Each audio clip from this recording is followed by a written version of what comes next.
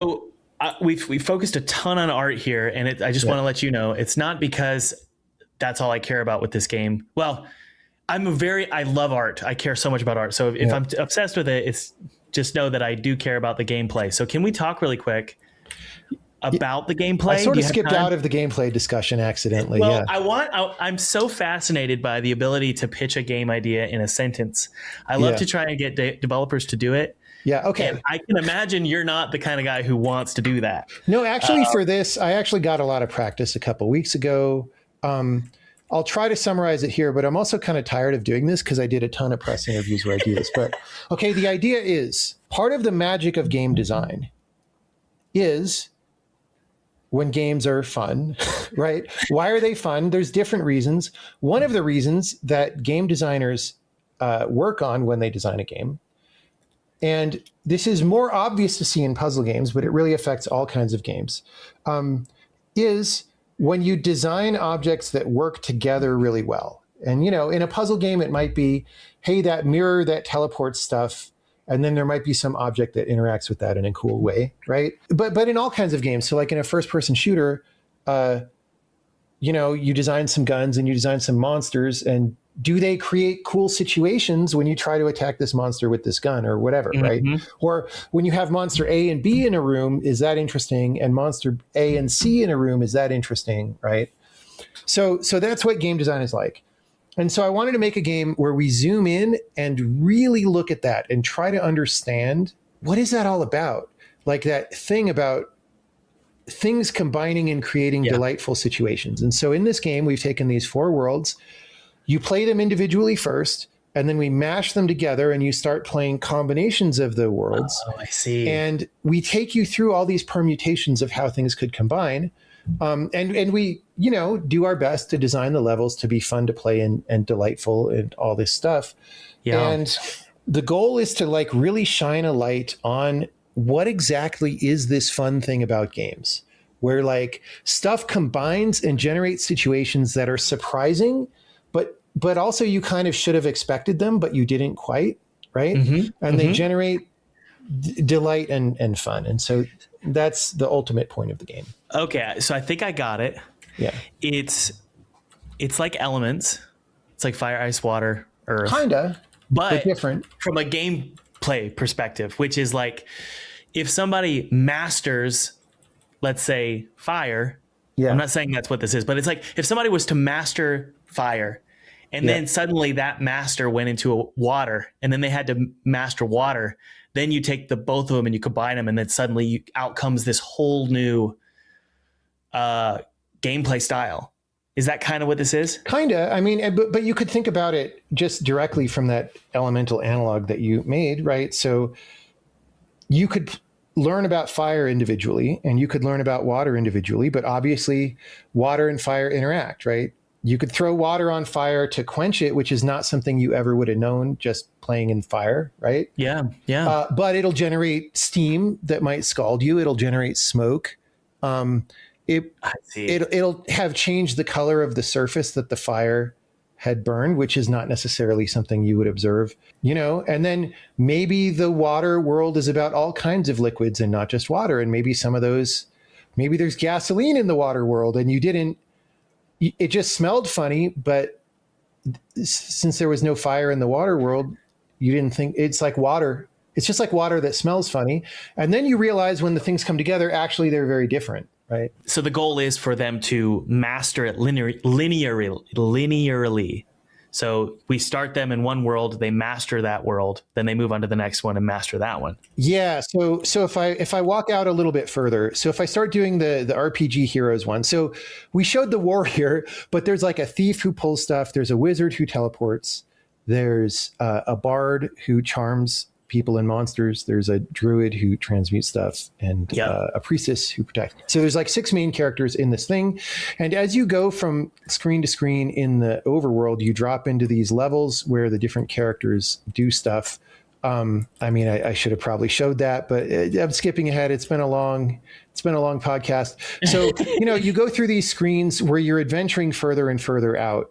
Yeah. And then at some point you get sort of to the end. So by the time you get here, you're like, by the time you finish the screen, you're basically done, except not all the levels are required. You know, some of them are optional and all that.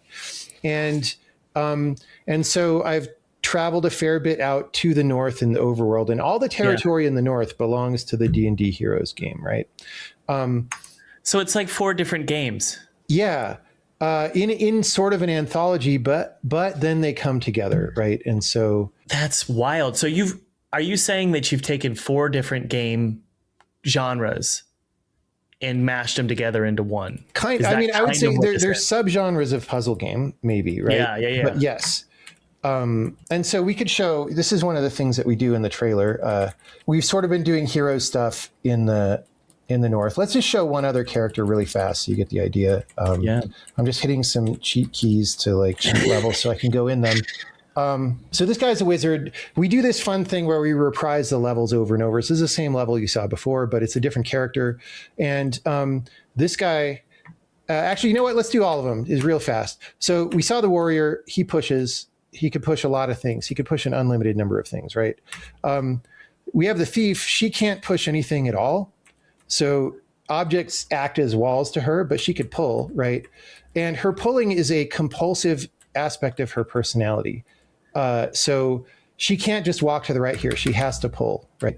I see. And then with the wizard, he's also got this ability. He teleports, but he has to teleport if he can, because he's so interested or obsessed with his teleportation ability or whatever. So if he tries to walk left here, he'll just teleport swap with that object. And, you know, we go through some levels where we combine them two characters at a time. Here's like a 3 character at a time. And what comes out of this is like a comedy of errors kind of thing. So we saw this floor button briefly. It's like, okay, I hold down the floor button, it'll open the gate. I can get out.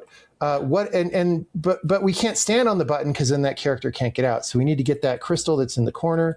I'm going to send the thief around and she can like pull it, but she can't actually pull stuff around corners because she pulls stuff directly behind her. So it's like, let me send the wizard to like teleport it.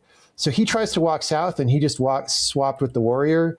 And he's like stuck in this cubby hole. So the warrior has to come down. The wizard can swap with him and swap with the thief and get the thing around the corner. And now the thief could pull it again, but now she's stuck in a little cubby. And if the wizard tries to come back to help her, he's teleported the block back, but not as far back. And so she could pull it again. And so there's these combos of the character abilities. And this early in the game, it's still, the puzzles aren't super deep conceptually because you're still learning about the abilities and how they work. But as we go further into the game, it starts to be more and more about surprise. So then, okay. So suppose, well, I'll show one other fun thing. Since we showed the characters now, progress in the overworld, at first it has this kind of general unlocking mechanism, right? So like I cheat solved this level with a developer key, it opened this, right? But then once you've got the basic mechanics under your belt, it starts exploration and progress becomes more about the ideas that you saw in the levels, right? So you play the levels, you see something like, oh, wizard teleport works a certain way, and then you use that in the overworld. And one of the ways we do that in the heroes zone is we have these wardrobes. We didn't talk about the character you're playing here on the overworld, but she's different from any of the characters in the games. She can walk through these wardrobes and take on the character abilities by putting on the outfits, right? Oh, and cool. So she could become the wizard, and now she could teleport, but she gets stuck in just the same way as that level. So, if I want to get to that level on the right, I could become the thief. I could like pull this over, and then maybe I become the warrior and I can push it some and so forth. And so progress on the overworld starts to look like that. Now, so to get back to your question, as I went linearly north, I would have solved enough of heroes. I'm just going to walk through the walls brazenly right now. I would have gone, I'm in cheat mode, so this otherwise would have killed me when I walked in front of this dragon, but I would have solved this. I would have got around to this back passageway that lets me clear out another way to connect all these rooms, which is helpful. This is back, this is these 2 rooms to the south. But then also I get exposure to this gold room that I can solve by doing things that involve both of this. Is kind of a spoiler, all right? So if you don't want spoilers of the game, skip ahead, or maybe we're close enough to the end. Hit the stop button. But I don't mind spoiling things because the game is so big and there's so many surprises that it kind of if you get one thing spoiled, it doesn't matter. But the point being, if I got far enough to get to this back alleyway from heroes, it means I basically solved enough puzzles with all the heroes that I get it, right? I get how it all works. So here's another wardrobe where I can drag around this, and there's this floor button, and like I want to get through those gates, but I can't get through all three at once because they're like in opposite modes. So but I could at least maybe put this crystal on it, and then there's one gate, and I could at least get up to here, but I don't know what to do. Okay, so this is a fast travel area, by the way, which sort of gradually materializes as you explore more of the game. If I go over here, and again, I'm just cheating, but if I went through Mirror Isles and I did a bunch of these puzzles, I would have gotten up here and then opened my way over here. And then there's this mirror out here, sort of with conspicuous placement. And if I solve these levels, it thaws out the mirror. And then remember how I was teleporting the guy in Mirror Isles? You can do that with these crystals. And so I can toggle the crystal back and forth without touching it anymore, which means I can go back here, and by using, I use the thief ability to position the crystal, and then I use the mirror to toggle it, I can actually get through these gates. So the overworld is a huge puzzle box as well. Yes. So I'm only going to show this because we spoil it kind of in the trailer, but like, what's going on? Oh yeah, wrong thing. If I clear out all the fog and I zoom out, you can see like the scale of the. Holy crap! Yeah. Is this gonna cause some problems? Do I need to blur this out? No, it's fine. I wouldn't. The only thing I would say is, if you look, there's definitely some stuff that's blocky where the graphics isn't done. So avert your eyes from that. I think in the trailer, amazing. we have fog over those areas because they're not done yet. Yeah, like the brown corners. Actually, I can make that happen. So trailer fog. All right. So now everything is obviously quite done. Right? Okay. So dude, here's the one question that kept running through my mind. Yeah. Is this game meant to be beaten? We have playtesters who are just about done with the game now. So it is possible. But did you have to give them hints and tell them what to do? No. In fact, the version of the game that everybody will play is easier because they had to fight through like buggy levels and levels that had exploits and just broken stuff. And so, it is. What I would say is we're very conscious of this issue that we've built a super big game that is great for people who want to play a super big game, but not everybody wants to sign up to be in like the puzzle army, right? So for people who don't want the biggest puzzle game ever or whatever, there's several games that could make claim to that, but whatever, a very big puzzle game. For people who don't want that, there's a multiple ending structure, right? There's 3 endings, and the first ending doesn't require you to play through literally the whole game, right? It is it's a good ending, it's a satisfying ending, but it doesn't require everything, right? I'll end with this, man. This is beautiful. This is incredible, and it looks like a lot of money was spent on it.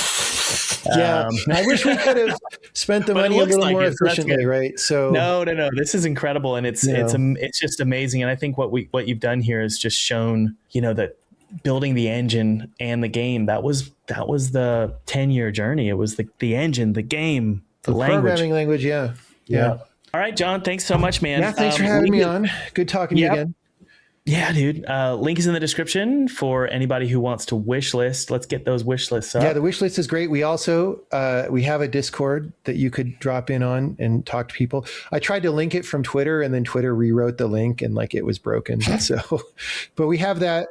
There's a Twitter account for the game, and you can follow all these things. Okay. Yeah. All right, man. Thank you so much. Take it easy. Yeah, thanks.